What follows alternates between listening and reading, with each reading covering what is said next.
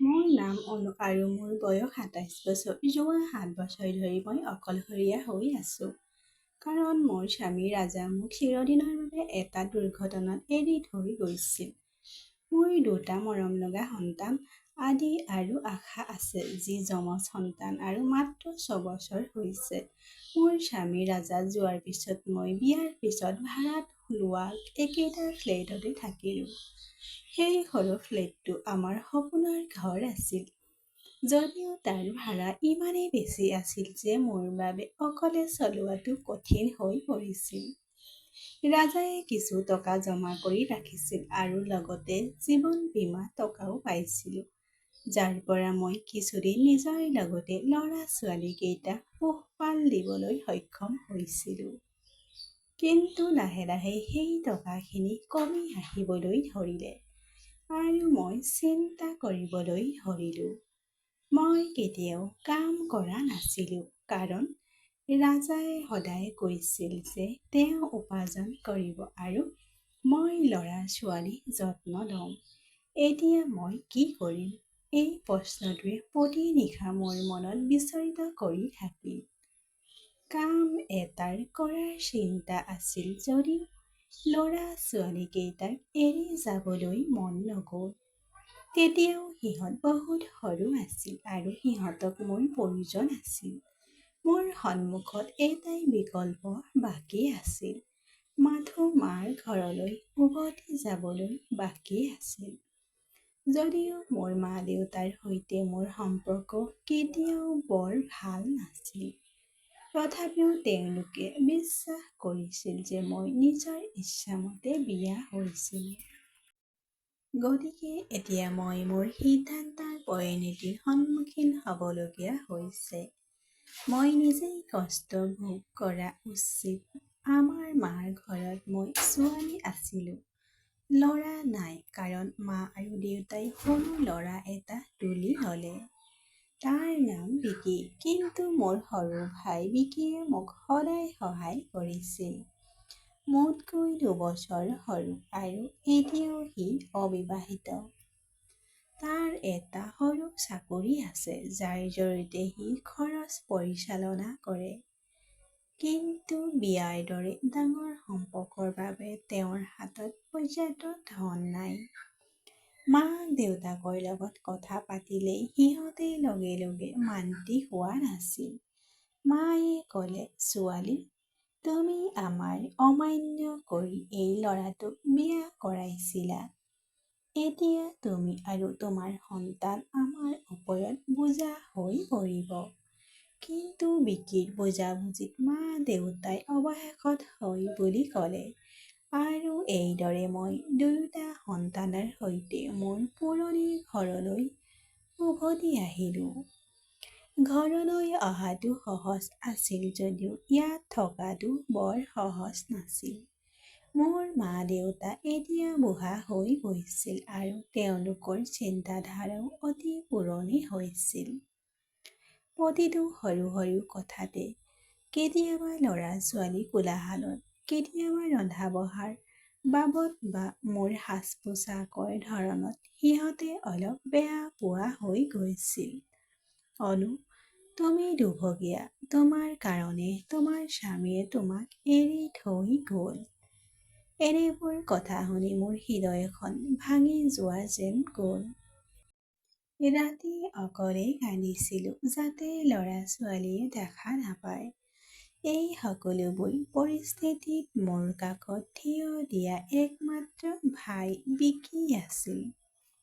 সি মোক ক'ব, "বাইদেউ, সাহস হেৰুৱাব নালাগে। আমি একেলগে সকলো ঠিক কৰিম।" সন্ধিয়া পাপাই মোক ফোন কৰি ক'লে, "অনু, ঘৰৰ খৰচ বহুত বাঢ়িল। মোৰ পেঞ্চনে ইমান মানুহক খুৱাব নোৱাৰো। তুমি কিছু কাম কৰিব লাগিব।" মই বুদ্ধিমানে তেওঁৰ পৰামৰ্শত মান্তি হ'লো। "হয় পাপা, মই কাইলৈৰ পৰাই চাকৰি বিচাৰিবলৈ আৰম্ভ কৰিম। আপুনি আৰু মায়ে ল'ৰা-ছোৱালীৰ যত্ন ল'ব নহয়।" কিন্তু বিকি ভাই এই কথাৰ ভাল নাপালে। সি মোৰ ৰুমলৈ আহি ক'লে, "বাইদেউ, তোমাক কলৈকো যোৱাৰ প্ৰয়োজন নাই। মই দুটা কাম কৰিবা।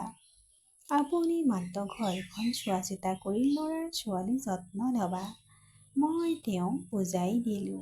বিকি, এয়া মোৰ দায়িত্ব। তুমি তোমাৰ ভৱিষ্যতৰ কথা চিন্তা কৰা উচিত। বিয়া হৈ পৰিয়াল গঢ়ি তুলিব লাগিব। নিজৰ ভৰিৰ ওপৰত থিয় হ'ব লাগিব। সি মান্তি নহ'ল যদিও অৱশেষত সি মানি ল'ব লগা হ'ল। চাকৰি বিচাৰিবলৈ আৰম্ভ কৰিলোঁ আৰু উকিলৰ অফিচত চাকৰি এটা পালোঁ। অজয় ছাৰ বৰ ধুনীয়া মানুহ আছিল। তেওঁ মোৰ পৰিস্থিতি বুজি পাইছিল আৰু কেতিয়াও দেৰিকৈ অহাৰ বাবে বকিব লগা হোৱা নাছিল। কিন্তু এই চাকৰিটো মোৰ বাবে যথেষ্ট নাছিল। দৰমহা ইমান কম আছিল যে ল'ৰা ছোৱালীৰ মাচুল, কাপোৰ কানি দি ঘৰত বৰঙণি দিবলৈ একোৱেই বাকী নাছিল। মই প্ৰতিনিশা ভাগৰুৱা হৈ ঘৰলৈ উভতি যাম যদিও হৃদয়ৰ গভীৰতাত জানিছিলোঁ যে এইটোৱেই যথেষ্ট নাছিল। এদিন ৰাতি ল'ৰা ছোৱালীবোৰ শুই যোৱাৰ সময়ত মই বাৰান্দাত বহি আছিলোঁ।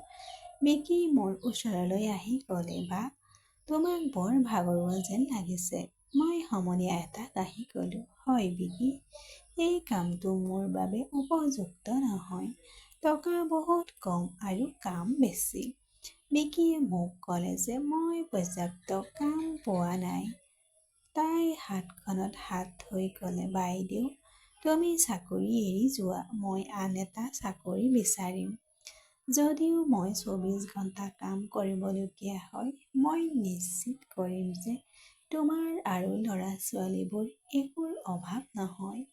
তাৰ মুখখন এনেদৰে জিলিকি উঠিছিল যেন সি মোক সহায় কৰি সঁচাকৈয়ে বৰ সুখী হৈছে।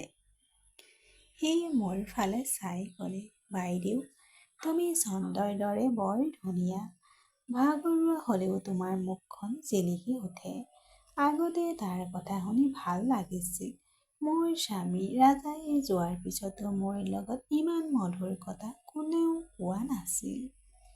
বিকিয়ে মোক সহায় প্ৰশংসা কৰিছিল আৰু কৈছিল যে মই আকৌ বিয়া হ'ব লাগে। তুমি এতিয়াও বহুত সৰু বাইদেউ আৰু বহুত ধুনীয়া। তোমাৰ বয়স হৈছে ভাল পোৱা আৰু পুনৰ সুখী হোৱা।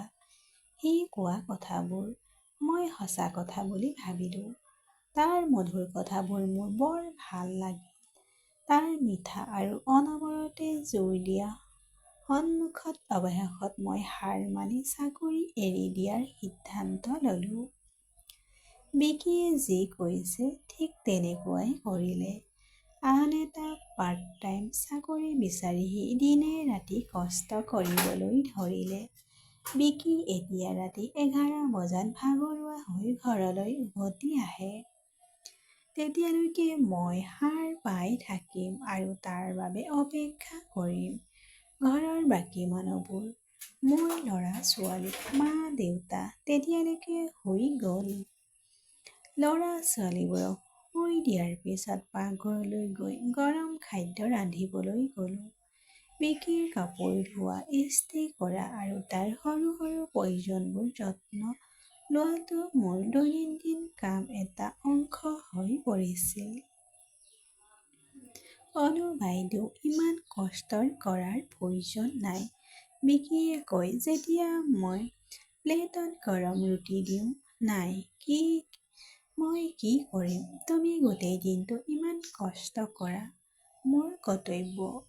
মোৰ হাঁহি উঠে। তাই উত্তৰ দিলে, খাদ্য খাই থাকোঁতে আমি দুয়ো কথা পাতিছিলোঁ। বিকিয়ে তাৰ চাকৰিৰ কাহিনী কৈছিল আৰু মই মোৰ দিনটোৰ সৰু সৰু ঘটনাবোৰ কথা কৈছিলোঁ। এইবোৰ সেই মুহূৰ্তত আছিল যেতিয়া আমি কোনো ভয় বা দ্বিধাবোধ নকৰাকৈ ইজনে সিজনৰ লগত আমাৰ চিন্তাবোৰ শ্বেয়াৰ কৰিছিলোঁ। যেন সময়ৰ চকাটো শৈশৱলৈ ঘূৰি আহিছিল। শনিবাৰৰ নিশাবোৰ আমাৰ বাবে বিশেষ আছিল। বিকিৰ পিছদিনা ছুটী আছিল, গতিকে আমি গভীৰ নিশালৈকে টিভি চাইছিলোঁ। মনত আছে পুৰণি কাহিনী বা কেৱল একো নোকোৱাকৈ ইজনে সিজনৰ সান্নিধ্য উপভোগ কৰক। মনত আছে যোৱা শনিবাৰে বজাৰৰ পৰা উভতি আহোঁতে বিকিয়ে মোৰ প্ৰিয় ৰসগোল্লা আৰু ল'ৰা ছোৱালীৰ বাবে ৰঙীন বল লৈ আহিছিল। অহ বাহ, আজি আপুনি উদযাপন কৰিলে? মই আনন্দত ক'লো। বিকি ভাইয়ে হাঁহি হাঁহি উত্তৰ দিলে। বা, নতুন চাকৰিটোৰ প্ৰথম দৰমহা পাইছোঁ। অলপ উদযাপন কৰিব লাগে বুলি ভাবিলোঁ। ৰসগোল্লা খাই থাকোঁতেই মই বিকিক ক'লো, ভাই, যদি ময়ো তোমাৰ নতুন কোম্পানীত কিছু কাম পাওঁ ভাল হ'ব। ময়ো অলপ বৰঙণি দিব পাৰিম। বিকিয়ে মোৰ জোকাৰি নাকচ কৰিলে। নাইবা, তাত কামবোৰ বৰ কষ্টকৰ। ই নাইট শ্বিফ্ট আৰু শাৰীৰিক শ্ৰমো বেছি। ই কেৱল পুৰুষৰ বাবেহে ভাল। মই হতাশ হৈ ক'লো, কিন্তু মই তোমালোকৰ ওপৰত ইমান বোজা দিব নিবিচাৰোঁ। আটাইবোৰৰ পিছতো ই মোৰ আৰু মোৰ ল'ৰা ছোৱালীৰ দায়িত্ব নহয়। মোৰ হাতত ধৰি সি ক'লে, বাইদেউ, এই কথা নক'বা। আপোনাৰ আৰু ল'ৰা ছোৱালীৰ বাবে কঠোৰ পৰিশ্ৰম কৰাটো মোৰ বাবে সুখৰ বিষয়। এতিয়া মই বিয়া ধাৰণাটো এৰি দিছোঁ। মই ডেকা নহয়। এতিয়া মই হাঁহিলোঁ। কি আজে-বাজে কথা কৈছা? তোৰ বয়স মাত্ৰ 25 বছৰ আৰু দেখাতো বহুত ভাল। বহুত ছোৱালী তোৰ বাবে শাৰী পাতি থিয় হ'ব আৰু তোক পোৱা ছোৱালীজনী বহুত ভাগ্যৱান হ'ব। বিকি ভাই মনে মনে থাকি কেৱল হাঁহিলে। সঁচা কথা ক'বলৈ গ'লে মোৰ ভাই বিকি সঁচাকৈয়ে বহুত ভাল ল'ৰা আছিল। তাৰ স্বভাৱ ইমানেই মধুৰ আছিল যে গাঁৱৰ সকলোৱে তাক ভাল পাইছিল। তাক কেতিয়াও কাৰো কথা বেয়াকৈ কোৱা নাছিল। আনক সহায় কৰিবলৈ সদায় সাজু আছিল। মই এই কথা কেৱল সি মোৰ ভাই বুলি কোৱা নাই, কিন্তু বাস্তৱত সি আত্মাৰ আছিল নিৰ্মল। এদিন শনিবাৰে নিশা আমি আকৌ দেৰিলৈকে সাৰ পাই আছিলোঁ। টিভিত এখন চিনেমা চলি আছিল। বিকিয়ে হঠাতে ক'লে, বাইদেউ, মই বহুত দিন ধৰি ভাবি আছিলোঁ যে তুমি আকৌ বিয়া কৰাব লাগে। দীঘলকৈ উশাহ এটা ল'লো। নাই বিকি, মোৰ মন নাই। মোৰ 2টা সন্তান আছে আৰু তই জানই যে এজন সতিৰ লগত ল'ৰা ছোৱালীৰ জীৱনটোৰ কিমান কঠিন হ'ব পাৰে। মই ছোৱালীজনীৰ আশাৰ কথা চিন্তা কৰোঁ। বিকি ভাই অলপ সময় মনে মনে থাকি ক'লে, বা, মই কিবা এটা ক'ব বিচাৰিছোঁ, কিন্তু অনুগ্ৰহ কৰি বেয়া নাপাব বা ভুল বুজাবুজি নকৰিব। তাৰ কান্ধত হাতখন থৈ দিলোঁ। আমি বাই আৰু ভাই। বিকি, আমাৰ মাজত কি আছে য'ত বুজাবুজি হ'ব পাৰে? সি দ্বিধাৰে ক'লে, সঁচা কথা ক'ম নেকি বা? মই থতমত খাইছোঁ। বিকি, কিয়? এনে কিয়? মোৰ আৰু ল'ৰা ছোৱালীৰ দায়িত্ব তোমাৰ কান্ধৰ পৰা আঁতৰি যাব। নাইবা, মোৰ ফালে চাই সি ক'লে, মোৰ এই দায়িত্ব ভাল লাগে। আপুনি আৰু ল'ৰা ছোৱালী ঘৰত থাকিলে ঘৰখন ভৰি থকা যেন লাগে। সৰুৰে পৰা আমি ইজনে সিজনৰ লগত অভ্যাস হৈ আহিছোঁ। মনত আছেনে যেতিয়া আমি দুয়ো গাঁৱৰ পিছফালে থকা পুখুৰীটোত গা ধুবলৈ গৈছিলোঁ? বিকিয়ে মোক তাৰ লগত ৰাখিব বিচাৰিছিল বুলি জানি মোৰ বৰ ভাল লাগিল। মোৰ মা দেউতাই মোক সদায় আকৌ বিয়া পাতিবলৈ উৎসাহিত কৰিছিল যদিও বিকি ভাইয়ে বিচাৰিছিল যে মই ইয়াত তাৰ লগত থাকিম। উৎসৱত বিকিয়ে মোৰ আৰু ল'ৰা ছোৱালীৰ বাবে নতুন কাপোৰ লৈ আহিছিল। দীপাৱলীৰ দিনা সি গোটেই দৰমহা আমাৰ ওপৰতে খৰচ কৰিছিল। ল'ৰা ছোৱালীৰ বাবে খেলনা, মোৰ বাবে চাদৰ মেখেলা আৰু ঘৰৰ বাবে নতুন পৰ্দা সি আনিছিল। বিকিয়ে নিজৰ বাবেও কিছু টকা জমা কৰি ৰাখিব লাগে। মই তাক বুজাই দিলোঁ। তোমাৰ বিবাহৰ বাবে কিবা এটা জমা কৰি ৰাখিব লাগে। সি হাঁহিলে। বা মই ক'লোঁ, আমি বিয়াৰ ধাৰণাটো এৰি দিছোঁ। আমি দুয়ো এনেকৈয়ে জীয়াই থাকিম। আপুনিও বিয়া নহ'ব, ময়ো নহওঁ। মই হাঁহি হাঁহি বিষয়টো এৰাই চলিছিলোঁ। কিন্তু যেতিয়াই তাৰ কোঠাটো চাফা কৰিছিলোঁ, তেতিয়াই কিছুমান কথা লক্ষ্য কৰিছিলোঁ যিবোৰ মোৰ বাবে আচহুৱা যেন লাগিছিল।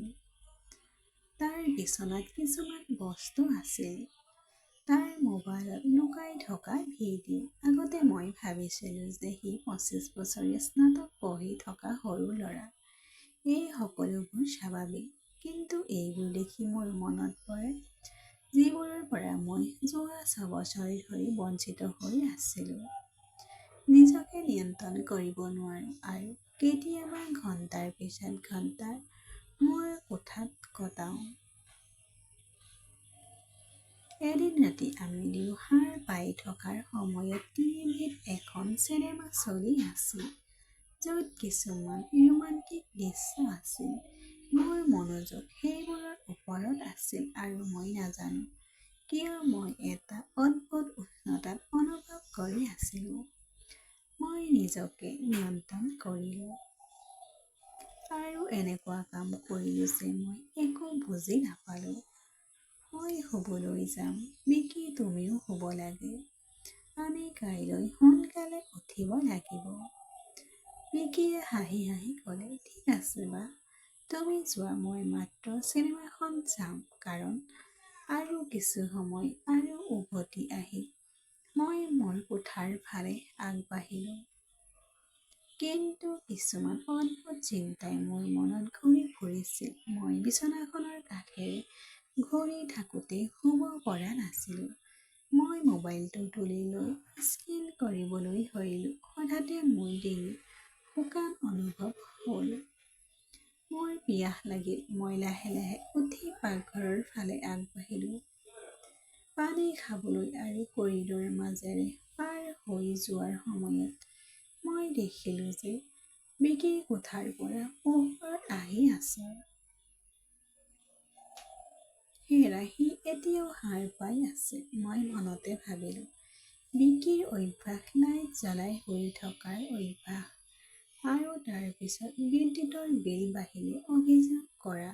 মই ভাবিলোঁ বিদ্যুৎ ৰাহি কৰিবলৈ লাইটটো বন্ধ কৰি দিম বুলি ভাবিলোঁ।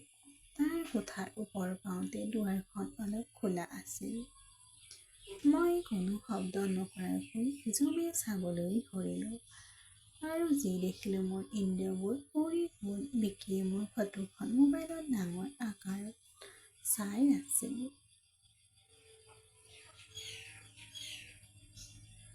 মই পিন্ধি থকা দীপাৱলী ফটোখন ৰঙা চাদৰ মেখেলা এযোৰ, আৰু সি এনেকুৱা কাম কৰি আছিল যাৰ ফলত মোৰ মুখখন লাজত ৰঙা হৈ পৰিছে। মোৰ হৃদয়ৰ স্পন্দন তীব্ৰতৰ কৰিবলৈ ধৰিলে। মই থিয় হৈ থাকিলোঁ। মই ভিতৰলৈ যাব পৰা নাছিলোঁ আৰু উভতি আহিব পৰাও নাছিলোঁ। চিন্তাৰ ধুমুহাৰ মোৰ মনত উদয় হ'ল। খং, ভয় আৰু আন কিবা এটা যিটো নাম ল'ব পৰা নাছিলোঁ। হয়তো এক অদ্ভুত সুখ। কোনোবাই মোক এনেকৈ বিচাৰে। 7 বছৰৰ পাছত কোনোবাই মোক নাৰী হিচাপে দেখিছে। সাহস গোটাই দুৱাৰখন সম্পূৰ্ণ ঠেলি খুলি দিলোঁ। বিকি, কি কৰি আছা?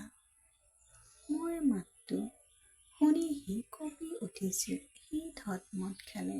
খৰধৰকৈ ফটোখন ছুইচ অফ কৰি মোৰ চাৱনি এৰাই চালি ক'লে, একো নাই বা, এইমাত্ৰ সকলো দেখিছোঁ। বিকি দুৱাৰখন বন্ধ কৰি থাকোঁতেই ক'লে, কিয় মোৰ ছবিবোৰ চাই আছিলা? হয়তো এই মৰম আৰু নিজৰ বুলি ভবাৰ ভোক যিটো মোৰ ভিতৰত আছিল। চাওক বিকি, মই তেওঁৰ কাষত বহি ক'লোঁ, মই কেৱল ঘৰতহে আছোঁ। এই কামটো কিয় কৰিব লাগিব? আমি দুয়ো ইজনে সিজনৰ লগত আছোঁ। হয়তো ইয়াৰ দ্বাৰা আমাৰ জীৱনটো সহজ হৈ পৰিব। প্ৰথমবাৰৰ বাবে মোক চুই গ'ল। তাইৰ লগত চকুৰ কৌতূহল, আশা আৰু ভয়ৰ মিশ্ৰণ। যেন সি এই মুহূৰ্তৰ বাবে অপেক্ষা কৰি আছে নেকি। তাৰ মাতটো কঁপি উঠিছিল। ঘৰত নিস্তব্ধতা। বিকিয়ে মোৰ হাতখন আলফুলে ধৰিল আৰু তাৰ পিছত স্পৰ্শ মোৰ শৰীৰত বিদ্যুতৰ দৰে দৌৰি গ'ল।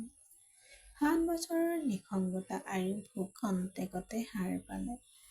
আমি দুয়ো ইজনে সিজনৰ যিটোৰ বাবে ভোকত আছিলো সেইখিনিকে আছিল। সেই নিশা আমি ইজনে সিজনৰ মাজত নিজকে হেৰুৱাই পেলালো, যেন আমি স্বামী স্ত্ৰী আৰু বাই ভাই নহয়।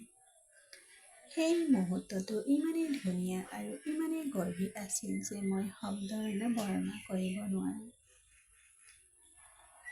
সেই নিশাৰ পিছত আমাৰ জীৱন সলনি হ'ল। আমি তেতিয়াও পৰিয়ালৰ সন্মুখত ভাই ভাই আছিলো, কিন্তু সকলোৱে শুই থাকিলে আমি আমাৰ হৃদয়ে বিচৰা ধৰণে হৈ পৰিলো। এনেদৰে বহু মাহ ধৰি চলি থাকিল। তাৰ পিছত এদিন ৰাতিপুৱা মোৰ কোঠাত থাকোঁতে হঠাৎ পেটত এটা অনুভৱ হ'ল আৰু বমি হ'ল। প্ৰথমে ভাবিছিলো কিজানি মই কিবা ভুল খাদ্য খাইছো নেকি। কিন্তু পিছদিনাও একেই কথা আৰু তাৰ পিছদিনাও মনত সন্দেহ সৃষ্টি হ'ল।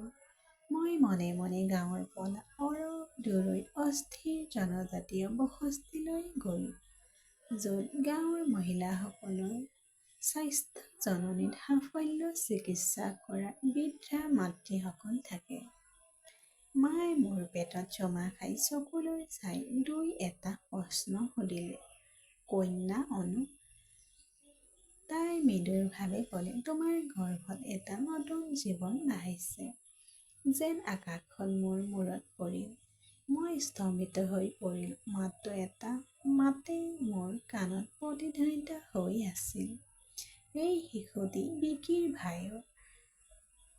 উভতি আহোঁতে মোৰ গোটেই শৰীৰটো কঁপি উঠিছিল। মই নিজকে গালি পাৰিবলৈ ধৰিলো। মই নিজৰ ভাইটিৰ লগত কি কৰিলো এই অৱস্থাৰ বাবে, আৰু এতিয়া ভাইটিৰ লগত নিজকে ঘৃণা কৰিবলৈ ধৰিলো। ঘৰত পোৱাৰ পিছত মই পোনে পোনে চাকৰিৰ পৰা উভতি অহা বিকিৰ ওচৰলৈ গ'লো। বিকি ভাই, মই কঁপনি মাতেৰে ক'লো, তোমাক কিবা এটা ক'ব বিচাৰিছো। কি হ'ল বাই? মোৰ মুখৰ ভাৱটো দেখি সি চিন্তিত হৈ সুধিলে। মই হাঁচি মাৰিবলৈ ধৰিলো। মই মা হ'বলৈ ওলাইছো বিকি। বিকিৰ মুখখন হেঁতা হৈ পৰিল। ভৰি দুখনে শক্তি হেৰুৱাই পেলোৱাৰ দৰে চকীখনত সি বহিল। এইটো আমাৰ আটাইতকৈ ডাঙৰ ভুল আছিল বাই। সি মূৰটো ধৰি ৰাখিলে।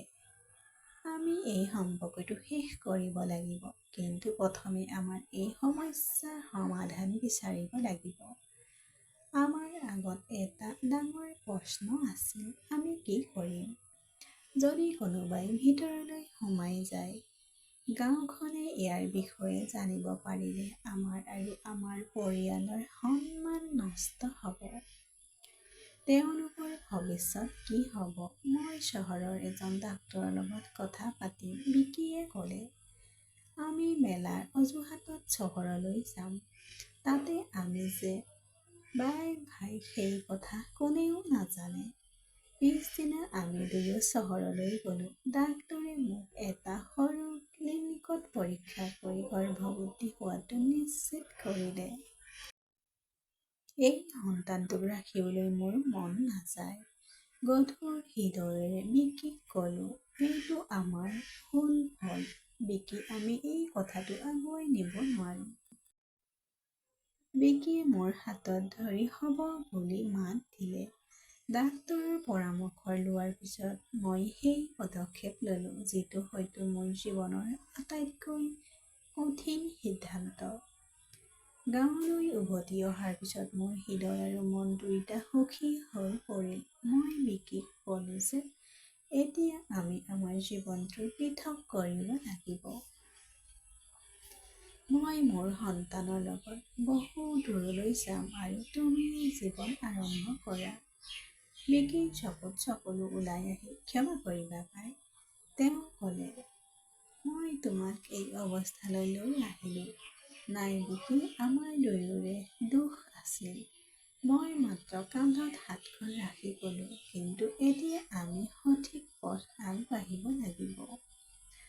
ঠিক পিছদিনা চাকৰি বিচাৰিবলৈ ধৰিলোঁ। মোৰ উদ্দেশ্য আছিল চহৰত চাকৰি বিচাৰি ল'ৰা ছোৱালীৰ সৈতে নতুন জীৱন আৰম্ভ কৰা। কিন্তু দিন পাৰ হৈ যোৱাৰ লগে লগে মোৰ ভিতৰত এটা অদ্ভুত যন্ত্ৰণা আৰু শূন্যতা বাঢ়ি গৈ থাকিল।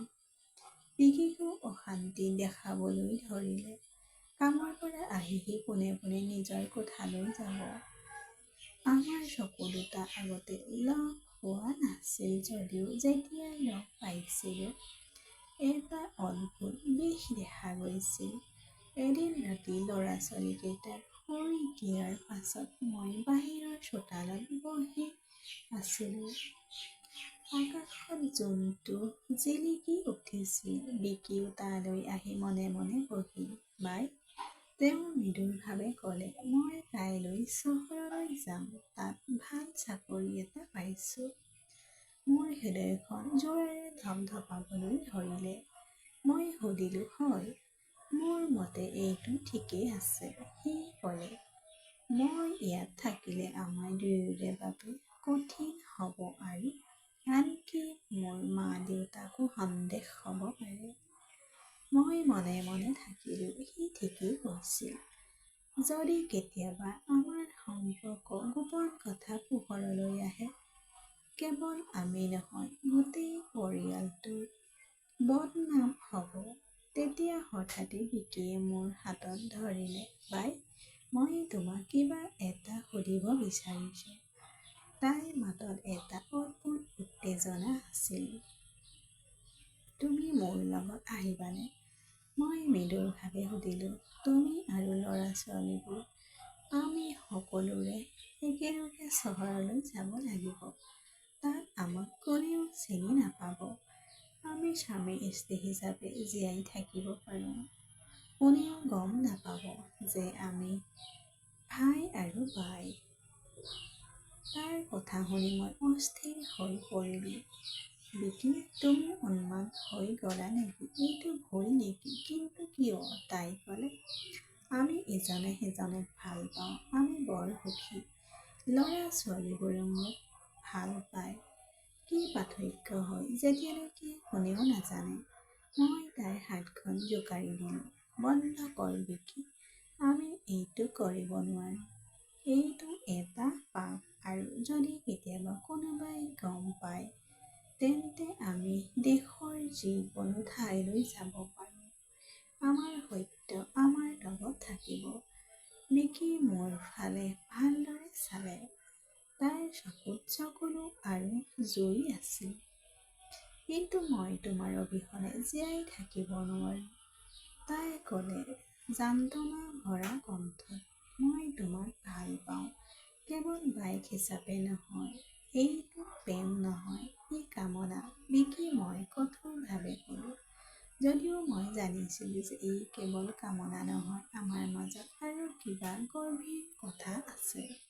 কিন্তু নাম ল'বলৈ হ'লে ই এটা পাপ। বিকি তাৰ পৰা উঠি নিজৰ কোঠালৈ গ'ল। মই তাতেই চোতালত থিয় হৈ বহি থাকিলোঁ। মোৰ ভাগ্যৰ ওপৰত চকুলো টুকি থাকিলোঁ। পিছদিনা ৰাতিপুৱা সাৰ পাই দেখিলোঁ বিকিৰ কোঠাটো খালী হৈ আছে। বেগটো লৈ সি গুচি গৈছিল। সি এখন চিঠি এৰি থৈ গৈছিল। য'ত লিখা আছিল, মোৰ মৰমৰ বাজনী, মই গুচি যাম। এই চহৰখন এৰি একেলগে থকাটো ভুল বুলি আপুনি ঠিকেই কৈছিলে। মই নিবিচাৰোঁ যে মোৰ কাৰণে তুমি বা ল'ৰা ছোৱালীবোৰে নিজৰ জীৱনত কোনো সমস্যাৰ সন্মুখীন হোৱা। চহৰত চাকৰি এটা লৈছোঁ আৰু প্ৰতি মাহে টকা পঠাই থাকিম। মই যেতিয়ালৈকে আছোঁ তেতিয়ালৈকে আপোনাৰ বা ল'ৰা ছোৱালীবোৰ কেতিয়াও একো অভাৱ হ'ব নিদিওঁ। ক্ষমা কৰিবা বাই, মই তোমাৰ বিকি। ধন্যবাদ বন্ধু বান্ধৱীসকল।